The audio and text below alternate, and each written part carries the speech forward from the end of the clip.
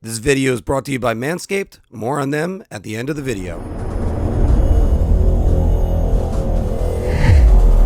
First, out of the youth movement coming into the league, who is going to be your Calder Trophy winner? Matty Beniers. Yeah. I mean, this might be one of the best crops of rookies we're going to have in a while. I mean, last year when he turned pro and came up with Seattle, he was almost like point per game, or he was like 8 points in 8 games or 8 points in 10 games, something along those lines. He's looked so good so far this preseason. He's got a good shot. He skates well. I just think it's gonna be his year. Owen Power in Buffalo. All right. I you know what? I could really see him coming up and being a really good defenseman for Buffalo, and he's going to get a lot of minutes there because they don't have a great defense core. I mean, you got like guys like Dahlin around him that are talented, but I could just see him being a big time contributor for that team and playing well and not having a whole lot of pressure or spotlight on him, and just him going out and doing his thing. And at his size, his skill, and his skating has definitely improved since his draft year. So I could definitely see him being something good. The guy that I'm going with is Mason McTavish. And a lot of the times when I look at stuff like this, it's are they going to get the playing time and do they have the pressure on them? I think he's going to get the playing time. I don't think he's going to have the pressure on him because Trevor Zegras had a great first season with the Anaheim Ducks. He's the star. Everybody's going to be focused on Trevor Zegras more so than Mason McTavish and Philk. We talked about it about a month ago, but on our group chat. But that swat down that he had at the World Juniors, wow. Yeah, he's just something else, man. That I could absolutely see him winning it, and he's got NHL size already, and he's a good skater. He has an NHL level shot already, which is like a big thing. You got to be a real good shooter as a forward. I just think the league has such a hard on for Cale Makar right now. Couple that with he is really good. It is deserved. And how flashy he is and the points he puts up. I just think it's going to be Cale Makar again. I think it's actually your rookie of the year pick from last year, Moritz Seider. I think Seider, wow. He's going to get some serious consideration this year because he was amazing for Detroit last year on defense. He had 50-plus points. He was dominant in both ends of the ice. And Detroit is going to have a better team around him this year. I think if Detroit makes the playoffs and he puts up like 50 to 60 points like I think he can, I think he can actually win the Norris. All right. I made a comment last year at this time that the Canadian press is going to make sure that Cale Makar is going to get the Norris Trophy no matter what. And then he won it over Roman Josi, who, in my opinion, still should have won his second one. And it wasn't hating on Cale Makar because I would have said I would have made Cale Makar my choice this year. But I'm also starting to think about this like they're spreading it around like, oh, he's got one. Let's give it to another guy. What I'm getting at with this is I think this might be the year Aaron Ekblad wins his first one. So I'm trying. He's got to stay healthy. He's got to stay healthy. He was on track to win one. And he was my mid-season Norris Trophy winner last year, even though Josi was so much higher on points because the scoring went Huberdeau, then Ekblad, and you could have said there was a comparison in points with them. I think if they're going to go with that philosophy of let's spread the trophies around, it's Aaron Ekblad. So yeah, I mean, he had 57 points in only 61 games this past year and finished 6th in the Norris voting. And I think in like plus minus, he was top like 3 in the league. I think if Igor comes anywhere close to doing what he did this past year, I think he's winning it again. I just think that he set a standard that was really that good. I'm going to go back with the big cat, Andrei Vasilevsky. I think. Wow. I think that he has really dominated the goalie scene for so long. I think he's a proud guy. He's a winner. I think he's ticked. Obviously, he didn't win the cup again. And I think he knows where, that his fellow Russians and Sorokin and Shesterkin have been, really the talk of the league and talking about upcoming goalies. I think that's going to motivate him to say, I'm still here and I'm still the best goalie in the National Hockey League. And I think Vasilevsky is going to take it home this year. The only thing I could see is that Andrei Vasilevsky lost 2 top 4 defensemen in front of him this year. If you look at Tampa Bay's lineup now on Cap Friendly or any type of lineup site, you're going to see some unfamiliar names or names that you don't think that you're going to get a whole lot out of. You shocked me. I thought you were shooing to say Ilya Sorokin. But I'm looking at a defense that just acquired a very good defensive defenseman. And I think that UC Saros is going to be in that mix. I knew you were going there. Yeah, because I you know what? He was the only other guy that I even put in the neighborhood of Shesterkin at his peak last year. And you're talking about Yossi, McDonough, Ekholm, Dante Fabro, Jeremy Lazan. And I mean, they have the best 6-man unit in the league for my money. Yeah, I would, and I can agree with that. Anyone that could challenge them in that. So you get that good 6-man unit. They played the defensive style. Saros might put up some really good numbers, and he might get some looks. Yes, dark horse is Jake Ottinger. I like Jake Ottinger as a dark horse. A lot of people like him. I'll give you another dark horse, Phil, because you're going to hear me talk about them a lot. Thatcher Demko.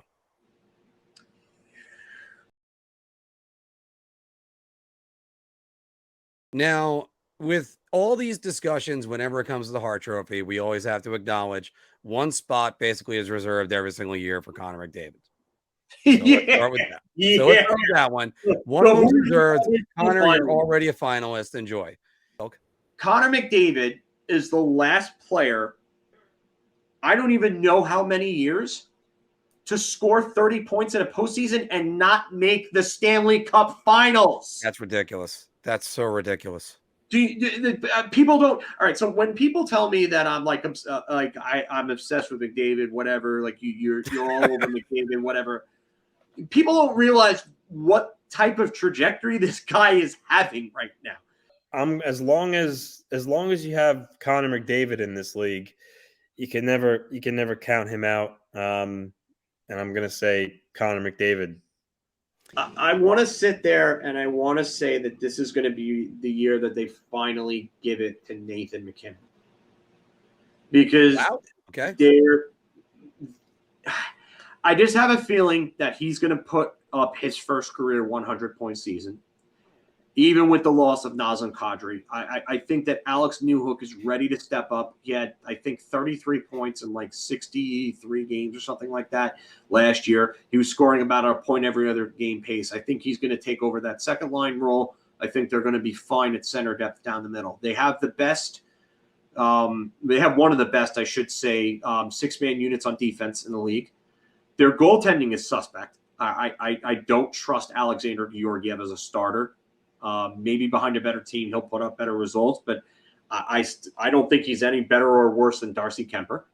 But I do think that this is going to be the year that Nathan McKinnon finally stays healthy, plays a full 75 to 80 games, scores 100-plus points. I would say maybe even 110 points, somewhere in that range, and they finally give him the Hart Trophy. So I'm gonna go with Nathan McKinnon. So I am going off the board on this one, though, Phil, because I got a guy that I think if he's good and his team is good, he's going to be the primary reason, and that's going to be Kirill Kaprizov. One thing I want to say, Kirill Kaprizov. I thought what he did last year in Minnesota was worthy of a Hart, considering who he plays with and what he did.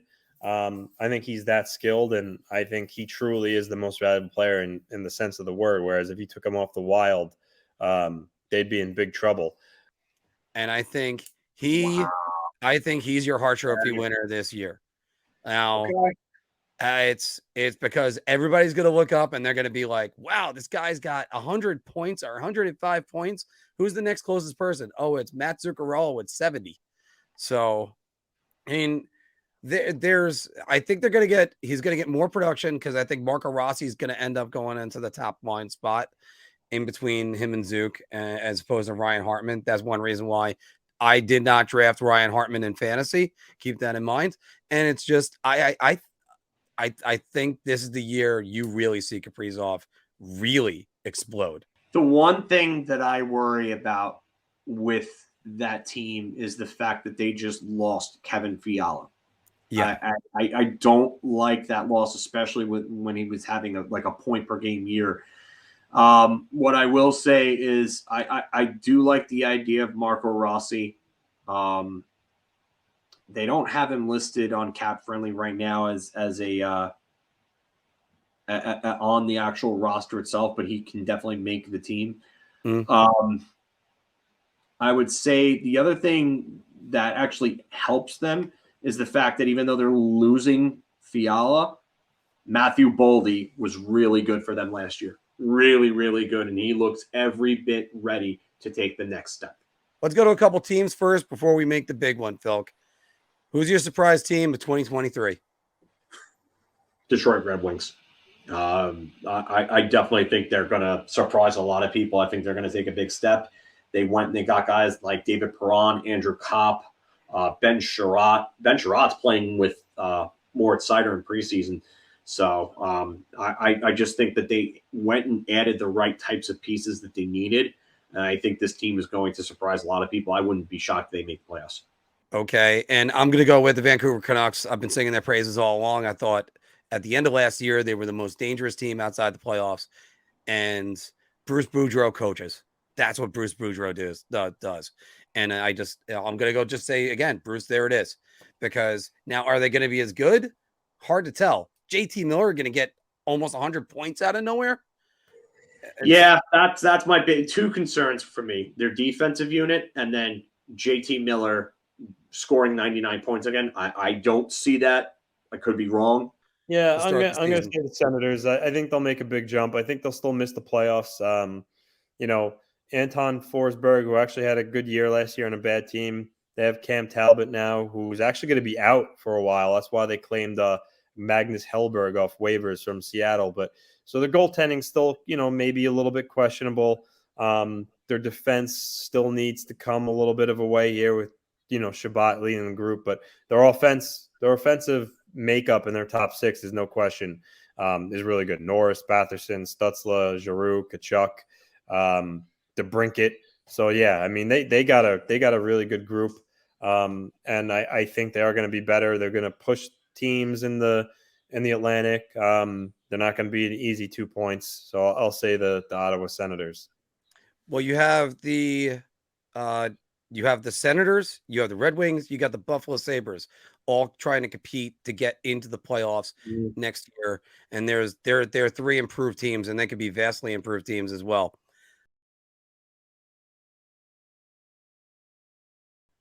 I'm going to go with the Kings. They kind of surprised people last year, performed well. I think they're going to be better. I think they're going to infuse Turcotte into the lineup. I think Quentin Byfield is just finding his footing in the league. He's a year older. I think he's going to be a better hockey player for them. They added Kevin Fiala. Don't forget that. He had a great year in Minnesota. And then naturally you still have, Anze Kopitar and Victor Arvidsson. So the Kings got a good makeup. Drew Doughty's getting a little older, but they got guys like Sean Dursey, who's been a revelation for him. And then, Jonathan Quick actually for a while was looking like he was breaking down and he was, heading downhill, but he had actually a decent year for them. Then you have Cal Peterson there as well. So I think the Kings are going to be they're going to be there again in the playoff mix, and I still think they're a little bit underrated. I'll tell you mine's Nashville. I think everybody's overlooking Nashville completely. I think Nashville's going to be real good this year. Right now, I think people are sleeping on Boston, though. I think that they still have the makings of a playoff team. They just brought David Krejci back. I know that he's older, and what does he have left in the tank after not being in the NHL for a year? but I still think they have pieces, and I still think they're capable of making a playoff team. So I think people are definitely sleeping on them.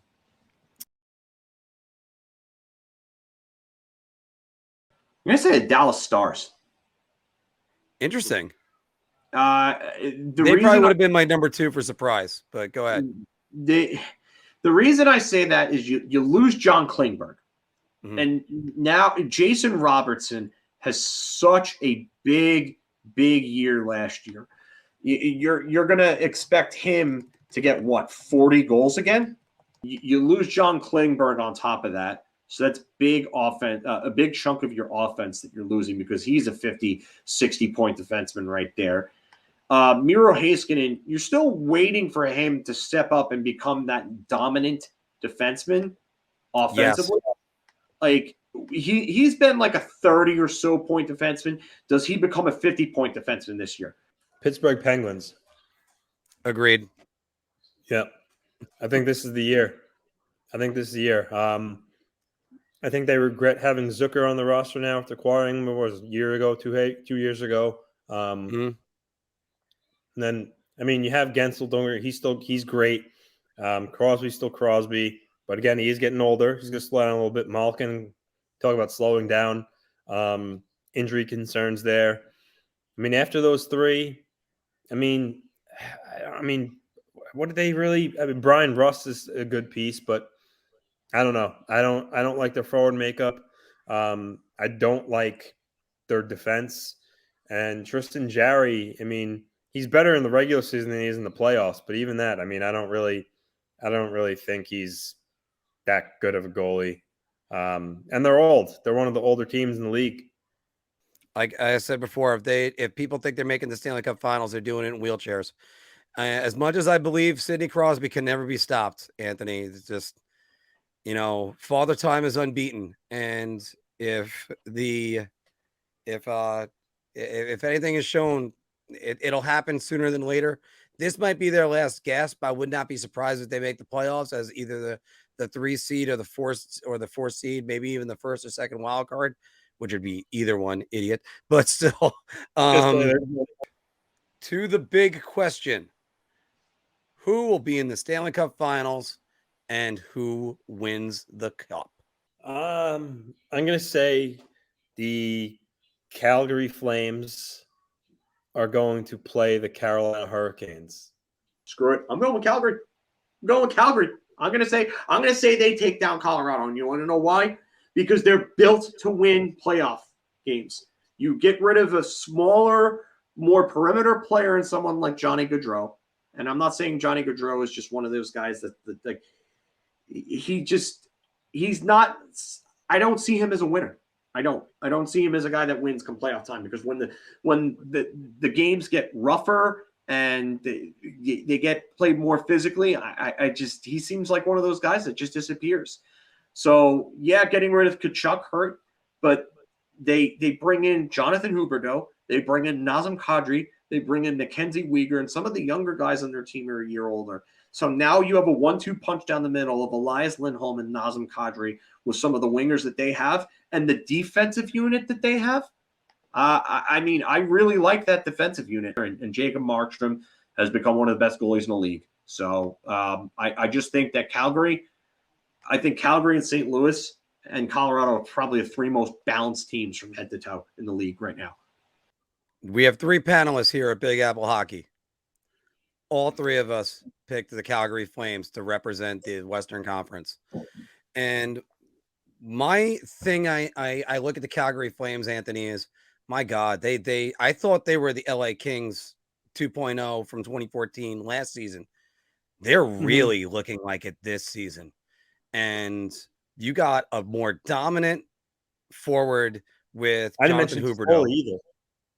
Yeah, and Toffoli's on this team. And so is there's another Trevor Lewis is on this team too. They look like they're going to be the forward. Yeah, I mean, they look like they're going to be just the Kings all over again. And I really can't help but look at this and just think they're going to be going. And I think goaltending is the reason why I put them over Colorado because I don't think Alexander Georgiev is the answer, and Francois can't do it despite what he did last year. I also think that I don't like the goaltending situation in Edmonton. I don't think there's a lot of good Stanley Cup challengers in the Western Conference. The Carolina Hurricanes are going to hoist Lord Stanley. That is great news to both my friend and our contributor, Pete Mackin, and also to our former guest that was on, Jacob Slavin. So why are you picking the Carolina Hurricanes? I mean, excuse me. Brenda Moore is a really, really good coach. He has them play that up-pace, high-tempo system. They're always in your face. They swarm you, especially at home. The Rangers saw that. They're just, I mean, Sebastian Aho is a really, really great player. I don't have to tell you that. I know he's one of your favorite players. You'd love to have him on your team. Oh, I'd kill to have him on my team. Yeah. So, I mean, Svechnikov is really good. Tero Toivainen's a good player. Marty Necas, they still, they added Max Pacioretty. I know he's going to be hurt in the beginning of the year. They play a good, sound defensive style led by Slavin. Brett Pesce doesn't get enough love. They added Brent Burns. Freddie Anderson is a good goalie. They're a tough team to play against. You know those games in the schedule or when your team plays, it's like, them, because whether they don't like, the team has your number, or every time they just play the Hurricanes, I just always have a terrible feeling. I hate playing against them. They're really tough to play against. Just a very good team. And I need you to do this for me and try to try to walk me out of this, because my pick for the Eastern Conference, take a wild guess who it was. Florida Panthers. New York Rangers.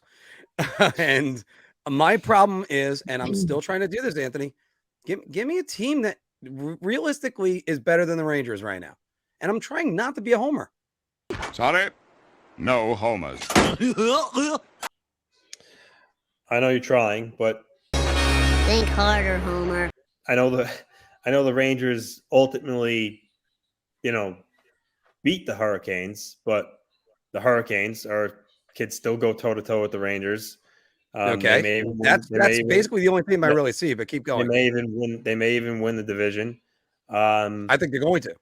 Again, the Tampa Bay Lightning, don't count them out. I mean, the Lightning know what it takes to win, and they're a good team. They made the Stanley Cup Finals 3 years in a row. They are a good hockey team. The Florida Panthers, I mean, they're a good team too. But it's Calgary versus the New York Rangers. And you know something? Unfortunately, I have to say Calgary again. This was my prediction, by the way, last postseason. It's easy to look at your team and be like, oh, they're better than them. They're better than them. But I mean, those are good teams. I mean, I don't know why he's including the Penguins there. The Penguins, I'm telling you, they're gonna fall flat on their face. I don't see it. Once you get to the playoffs, they're an easy out. You mop the floor with them in the playoffs. They're a different team. I don't know. But veer off from the Penguins. But yeah, the Lightning and the Hurricanes, they could give the Rangers a run for the money for sure. I mean, now other teams that everybody wants to always put in there, Anthony, is obviously the Toronto Maple Leafs. But one thing I said to Phil last year was, can you name a team that won the Stanley Cup without winning one playoff series over a 5-year or a 10-year span? And I just think that Pittsburgh always finds a way to get it done. I think if the Rangers make deadline moves and they go and get like a big right winger, it doesn't even have to be Patrick Kane necessarily. But like if they go and they get a big right wing, sniper, or just a facilitator on the right wing to help them out and to play with Zibanejad and Kreider, if Lafreniere doesn't end up being kind of figuring it out there, they would be a really, really, really tough team to beat. I do agree with you, because you're facing Igor Shesterkin in a 7-game series, and you saw what happened to two different teams that thought that they had Igor Shesterkin figured out in a 7-game series, and they lost Screw it. I'm going to go Rangers. Screw it. Screw it.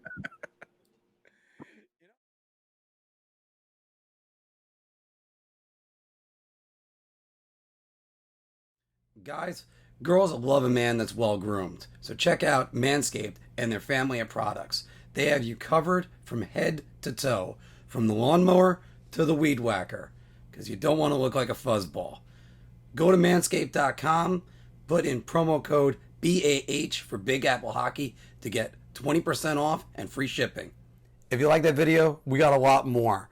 So check out any of these that are right over here. And don't forget to like, share, and Your subscribe. ideas are intriguing to me, and I wish to subscribe to your newsletter.